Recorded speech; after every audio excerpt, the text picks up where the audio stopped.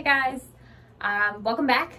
Week 7 of our discussions, teachings, topics, whatever you want to call them, here on Flowers and Showers YouTube, part of Seasons and Signs. This week we're talking about something I really like talking about, which is energy.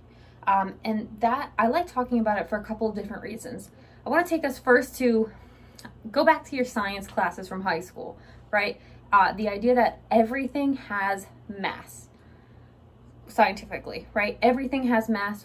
We're made of atoms, subatomic particles, all these little foundational building blocks that make us who we are, that make items what they are. I mean, even if you think about this book feels very concrete, but it's actually made up of a lot of little tiny particles, right? Which I think is really crazy. So why am I talking about mass when I'm talking about energy? Well, E equals mc squared, right?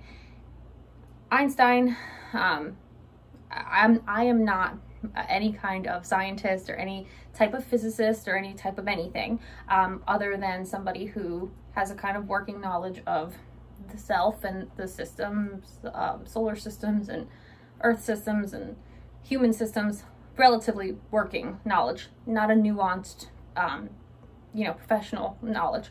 I will not pretend to have that. But energy, everything has mass, and mass has equal energy, right? So if there's something that has a mass, it also has an energy.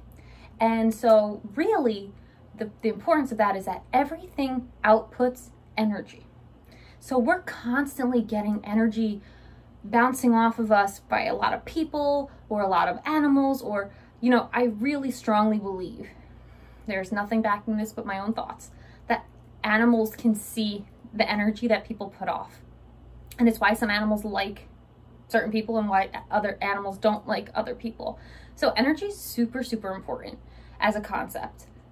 Not even as a, where do you focus your energy, which is what I want to talk about today.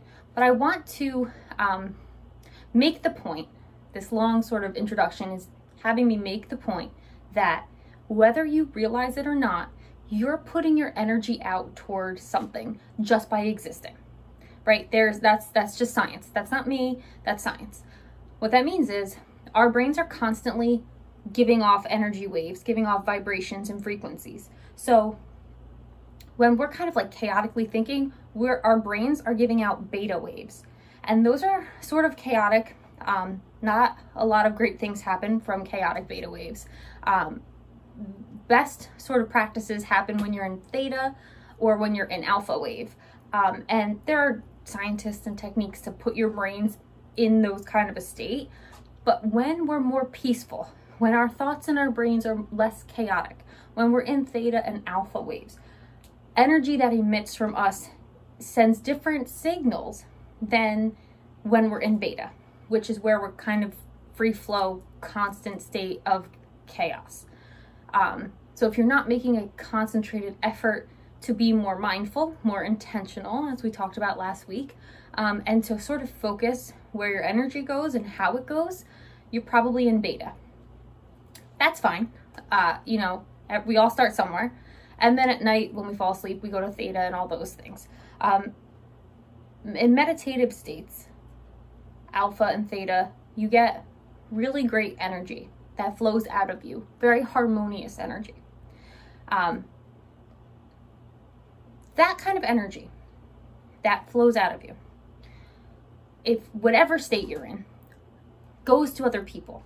We live in a world, we live with a whole bunch of people where everything is emitting energy and we're all focusing on some level of frequency.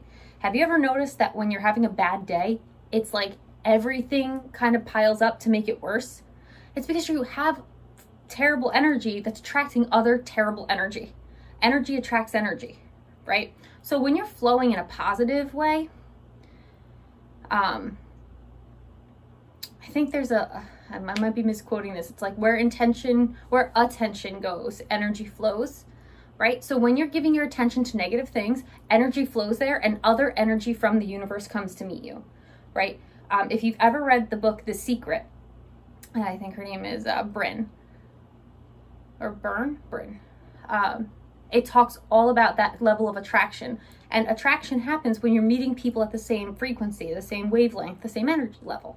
So energy is so important to us as humans. And if you're outputting a lot of energy into something and it is not giving you that energy back, you need to check yourself before you wreck yourself, right? Do not give energy places where you're not getting that energy back. For example, work. Now, I'm not saying don't do a good job at work. That's not what this is about. But I am saying that if you're putting all your focus and all your energy into your job and it's giving you nothing in return but a paycheck, you're probably not living your best intentional life, you know? And that's also true, like if you're giving all your energy to your kids and they're not giving you anything back, check yourself. And I know that's tough because I'm not a parent, and I know all the parents out there are like, oh, you don't know what you're talking about, you don't have kids, blah, blah, blah. When we enable our kids, we make for spoiled children. So,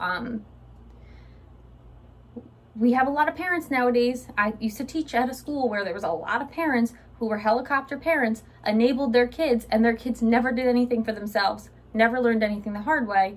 And these parents were putting all their energy into their kids, and their kids really didn't even like their parents all that much because they were so forceful and so,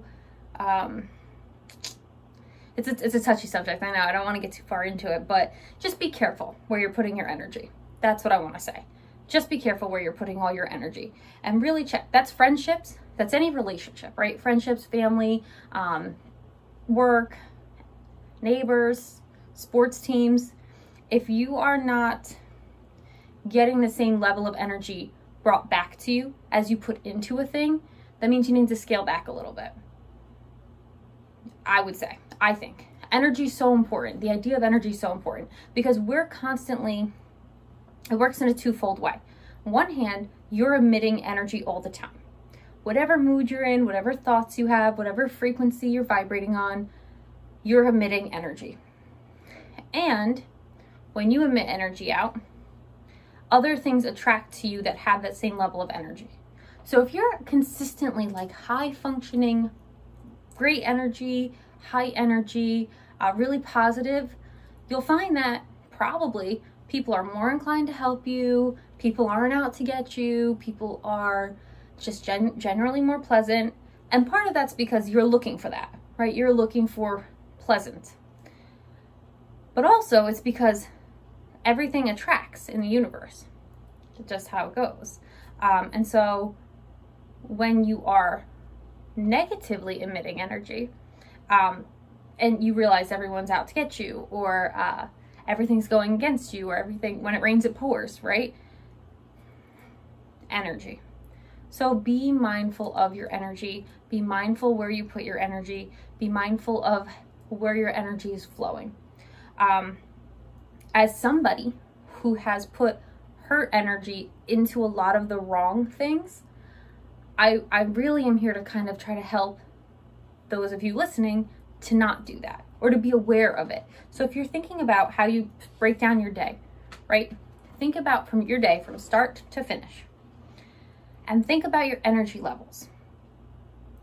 When you're the most ready to go, when you're the least ready to go. Me personally, I wake up at 5 in the morning, but I'm not a morning person. I'm a night person. I am more energetically ambitious at night. These aren't things that are important telltale signs that you should know about yourself. Everyone should know when their energy levels are at the most optimum. If you know anything about extroversion and introversion, it has a lot to do with energy. If you're an extrovert, you energetically recharge around a lot of people. Usually, people energize you. If you're an introvert, people drain you. You get your energy from solitude, or from being alone, or being in a comfortable one-on-one space, or something along those lines. So I had a student once who was really outgoing. She was super outgoing, and I was 24. I didn't really know. So many things I didn't know at the time. It was my second year teaching. And she's like, no, Miss Eichel, I'm an introvert. I was like, no, you're not. What do you mean you're an introvert? She's like, no, I really am. I was like, you're the loudest person in this class. How are you an introvert? Right? And she was, when I started kind of researching into it, because then I was curious. I was like, what's this girl talking about? And she was, because she recharged herself. And actually, I was very similar to her. I didn't even realize it. But I recharge myself away from people. Doesn't mean I can't give energy out to people. But when I recharge, I have to do it sort of in my own safe space, my safety, my home, my car, things like that. So you want to know that about yourself. Are you someone who thrives off people, or are you someone who is drained by them? That is energy. For me, it takes a lot of energy to put myself in a situation where I don't really want to be around a whole bunch of people I don't really want to be around. And I'm drained afterwards. So I'll like sit in my car and just kind of like unwind. I don't want to talk to Tom. He knows it. He's like, okay, like I'm just going to give you some time. I'm like, thank you. Just needs like 10, 15 minutes to sit by myself and just reflect and process and just be, right? Because people bring, for someone, if anybody, there's a whole bunch of talk now about being an empath. What that is you're someone that really feels other people's energies. And so if you're somebody who can go into a room and kind of get the emotional charge and like see the like energy there, not see it physically, but like feel the energy there, you might be an empath. And if that is true, or if it's not true, that's fine too. But if that is true, you're gonna probably be drained by people because you feel all those energies, everybody going all over the place, and you can't meet them all where they're at. It's very chaotic in a group of people. It's a very hectic energy. And energy, technically, it isn't tangible, right? You can't like feel it, but kind of you can feel it. Like you can feel the negative energy in a place if it's like haunted. That's a terrifyingly negative energy. You can feel the energy from like a warm, loving moment, and you feel like warm and you're like, oh, this is so cute. I love this. I feel so safe, right? There is a real palpability to energy. So you want to be mindful of where you fall on the energy spectrum. If you've never thought about having the energy, have you ever said, I just don't have the energy for that right now? And you're kind of just like saying it because you kind of feel like blah. You probably don't have the energy because you're trying to pour from an empty cup, which really so much of this is about filling yourself up first. So I love this energy conversation. I really do, because when you're focusing on yourself, right, where attention goes, energy flows. And when you're giving that attention inward, you're putting some energy into yourself. And that's an amazing thing, because that means you're focused on being the best version of your yesterday self, right? Like every day we want to keep thriving and keep striving to be our best selves.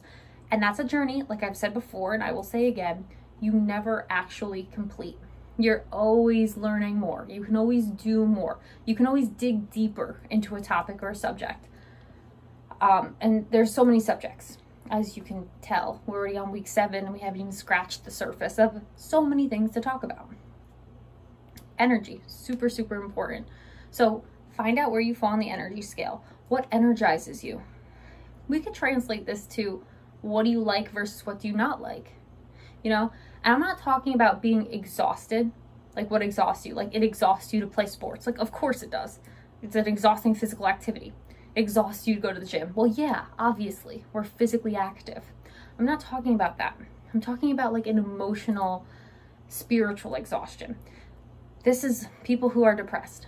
They have no energy because they feel so hopeless, so despondent, right? They just feel like nothing is going right. That's a terrible negative energy. And then they're focusing on how nothing is going right. And it's not for lack of wanting to feel better. I've been suicidally depressed. I know what that is like.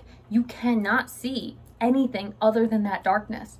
So unless someone comes to you with a candle, you cannot see it for yourself, right? So unless your energy really helps someone else out, they might sit in that darkness, in that low energy state.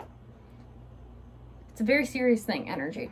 It's a very serious thing. And negative energy a lot of times comes from negative emotions. We're not surprised, right? I said hopeless, despair, despondent, rejected, embarrassed, ashamed, grieving, all of those low energy states. When you're in those sad emotions, your energy state is lower. When you are in those happy emotions, when you're in love, or when you are just got a promotion, or when things are going right for you, or if you just live in a place where you're happy all the time, or you see the glass half full or whatever, positive energy, positive feelings, they definitely correlate. So that's why everyone says, try to be positive. Actually though, because when you focus on positive things, positive energy follows that, and it attracts other positive people, other positive experiences, other positive opportunities. This is a very true thing. My father, as an example, has always been a kind of melancholy guy, always sort of been a victim mentality, always sort of been a little selfish. I love my father. I talk to him every night, or every week, once a week, every week. And recently, July 1st, so really recently, he lost his job, and then a few days later, lost where he was going to live, where he's been living for 7 years. And my dad is not a happy guy, right? He's always the cloud follows me kind of guy. And we've been talking a lot, he and I keep trying to infuse him with that positivity, just trying to meet him with some good energy where he's at. And he's been doing really wonderful. Not because of me, because of him, And it's not even September 1st. He has a new job in COVID, mind you, new job, and a new house that he just signed a lease for September 1st. And kicker of this, he makes more money at the new job, even though it's the same type of work. And the house that he just rented is only 8 minutes from that new job. And both of those places, he lives in North Carolina. Both of those places are more closely related to civilization than where he lived before. You're never going to tell me that those good, positive, excellent things that happened to him weren't because he kept focusing on the fact that he's Christian too. So God provides, and where God guides, he provides, and where there's a door that all things work to the good for those who love God. Now, I'm not saying you have to believe in God or Jesus or anything. You do you, right? But I am saying believe in some kind of positive energy, because it's there. It's a thing. Okay, that from smarter people than me, it is a real thing. I just happen to believe that God is the source of all positive energy, as Satan is the source of all negative energy. So I take it back to those sources. You take it back to whatever you want. Just take it back to something, because positive energy and negative energy is very real in our universe. It is very real in our lives. And let me just remind you of a thing. We are, again, science here, not me. We are made from the same particles that the universe is made out of, right? We're little star pieces. We're made, our compositional makeup is the same stuff of stars.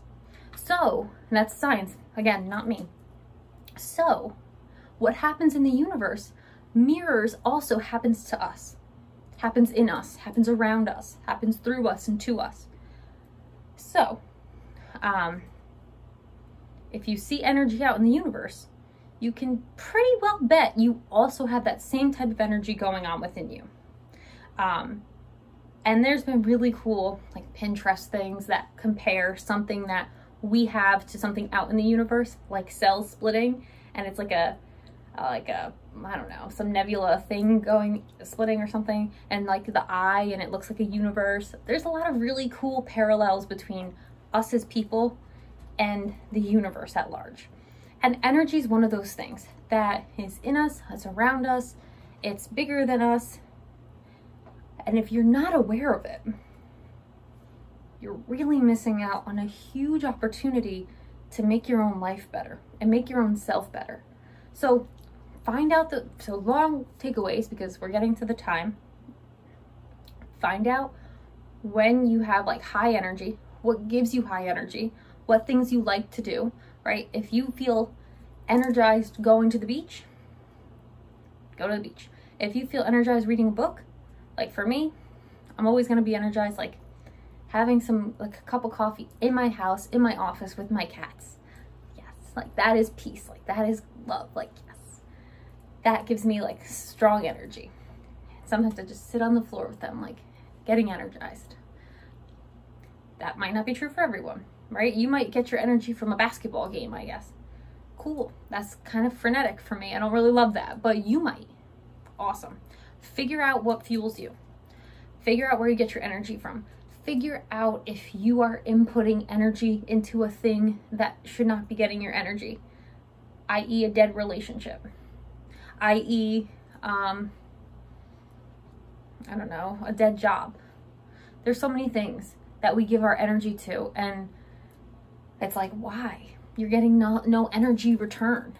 You know, you're depositing your energy money into this bank and you can't withdraw any energy money back.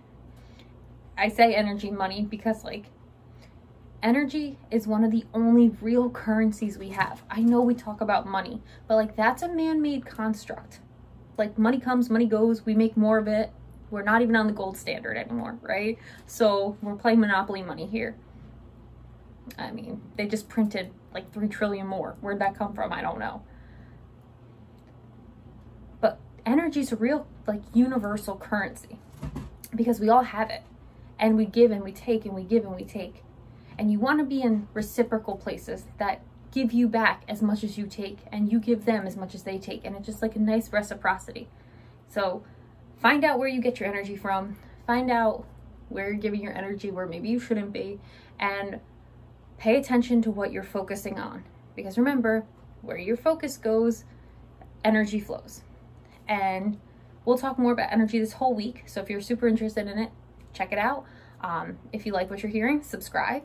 And if you're more interested about this topic than I can give you, and we're just, you know, getting the top of the iceberg, Google it.